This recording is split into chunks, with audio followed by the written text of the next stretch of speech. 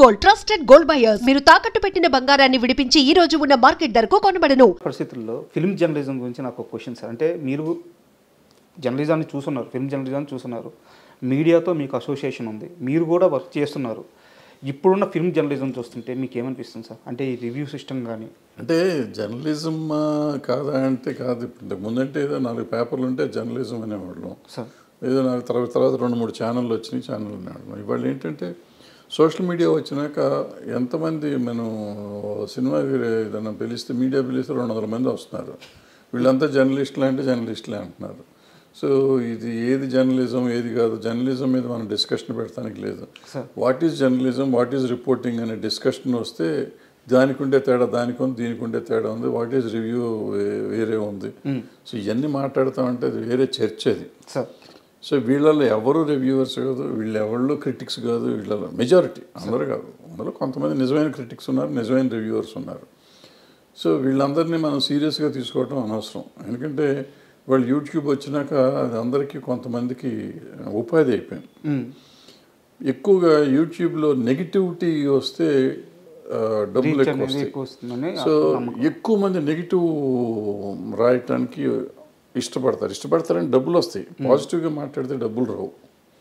ఏదైనా మంచి చెప్పామనుకోండి, బాబు మీరు ఇట్లా ఉండకూడదు అని చెప్పామనుకోండి, ఎవరు చూడరు. ఇట్లాగే ఉండాలని చెప్పామనుకోండి, అందరూ బ్రహ్మాండంగా ఉంటుంది. దీనికి ఇంటర్లింక్గా ఇంకో క్వశ్చన్ ఉంది సార్. మీకు ఇండస్ట్రీలో పిఆర్ వ్యవస్థ గురించి ఐడియా ఉంటుంది. రీసెంట్గా సితారా నాగవంశీ గారు మాట్లాడుతూ పిఆర్స్ మమ్మల్ని బ్లాక్మెయిల్ చేస్తున్నారు. అంటే సార్ మనం ఆ పని చేయకపోతే సినిమాకి బ్యాడ్గా రాస్తారు, సార్ మనం వాళ్ళకి బ్యాన్ కార్డ్స్ ఇవ్వకపోతే సినిమాకి బ్యాడ్గా రాస్తారు, సార్ మనం ఈ ఫంక్షన్ చేయకపోతే సినిమాకి బ్యాడ్గా రాస్తారు అని ఆయన ఓపెన్గా చెప్తున్నారు. పిఆర్ వ్యవస్థ నిర్మాతలను బ్లాక్మెయిల్ చేస్తుంది, వీళ్ళ పోడు పర్లేక మేము అదనంగా ఇంకో 30-40 లక్షలు ఖర్చు పెట్టాల్సి వస్తుంది. అంటే ఏ నిర్మాతకు కూడా ఆయన మాటల ప్రకారం నిర్మాతలకి పిఆర్ వ్యవస్థను కానీ ఈ ఫిల్మ్ జర్నలిజంలో సోకాల్డ్ జర్నలిజం అని చెప్పుకుంటున్న వాళ్ళని కానీ ఎంటర్టైన్ చేయాలని ఏ నిర్మాతకి లేదు. అంటే నిర్మాతలను బ్లాక్మెయిల్ చేసే స్టేజ్కి ఈ పిఆర్ వ్యవస్థ కానీ ఫిల్మ్ జర్నలిజం కానీ వెళ్ళిందే? అసలు ఆ మాట తప్పది. ఇప్పుడు బ్లాక్మెయిల్ చేయబడే పరిస్థితులు నేను ఉన్నానా లేదా? నేను ఒక నిర్మాతగా నా కంటెంట్ని నేను నమ్మాలి సార్. నేను ఎవరిలో చెప్పిన మాట విని చేయాల్సిన అవసరం లేదు. నాకు అవగాహన ఉండాలి. నేను సినిమా తీసినప్పుడు నేను ఇది చేస్తే ఇది ఉంటుంది, ఇది చేస్తే ఇది ఉంటుంది. సలహాలు తీసుకోవటం తప్పులేదు, సలహాలు ఎవరైనా చెప్తే వినటం తప్పులేదు. బట్ సలహాని ఎంతవరకు మనం వాడుకోవాలి అనేది మనం ఆలోచించుకోవాలి. పిఆర్లు ఏదో చెప్తూ ఉంటారు. ఇప్పుడు ఏమవుతుంది, ఇప్పుడు నేను ఏం చేస్తాను, సినిమా తీశాను అనుకున్నాను ఫర్ ఎగ్జాంపుల్. ఆ సినిమా తీసినాక ఒక సినిమా ఫ్లాప్ అయింది. ఫ్లాప్ అయితే నీ బోటోడు వచ్చి సార్ మీరు సరిగ్గా ప్రమోట్ చేయలేదు సార్ అంటాను. సరిగ్గా ప్రమోట్ చేయలేదంటే నేనేమంటాను, పిఆర్ని పట్టుకుని నువ్వు సరిగ్గా పిఆర్ చేయలేదురా అంటాం.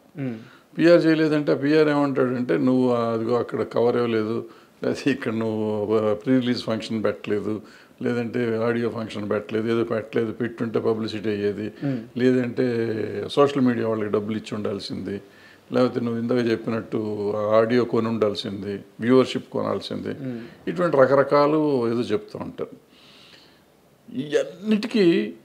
ఇవన్నీ చేసినప్పుడు మిలియన్స్ ఆఫ్ వ్యూస్ వచ్చిన సాంగ్స్ వచ్చిన సినిమా ఉంది, దానికి ఓపెనింగ్ రాని సినిమాలు చాలా నేను చెప్పగలను, పేర్లు చెప్పగలను.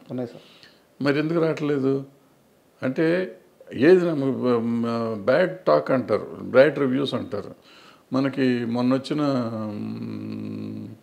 కల్కి సినిమా ఉంది, 2.5 ఇచ్చారు చాలామంది, బ్యాడ్ రివ్యూ కూడా ఉంది. మరి అది చాలా 1200 కోట్లు 1300 కోట్లు చేసిందిగా. మరి ఎందుకు చేసింది? దేవరా సినిమా పోయిందన్నారు, దానికి 2.5 ఇచ్చారు, మరి అది 300-400 కోట్లు చేసిందిగా. సో ఇవన్నీ రివ్యూలను చూసి వస్తారు జనం, రివ్యూలు చూస్తే రారు, లేకపోతే పిఆర్ చెప్తే చేశాడు అనేది. మనం మన సినిమా తీసి సార్ వర్షం వచ్చింది అందుకే నాకు కలెక్షన్ లేవు, ఎండ ఎక్కువగా ఉంది కలెక్షన్ లేవు, మరి పక్క థియేటర్లో సినిమా ఫుల్ అవుతుంది, పక్క థియేటర్లో సినిమా ఫుల్ అవుతుంది, నా థియేటర్లో ఫుల్ అవట్లా. నా సినిమాకి ఎండ, నా సినిమాకి వర్షం వస్తుంది, కానీ పక్క సినిమాకి ఎండ వర్షం రాదా?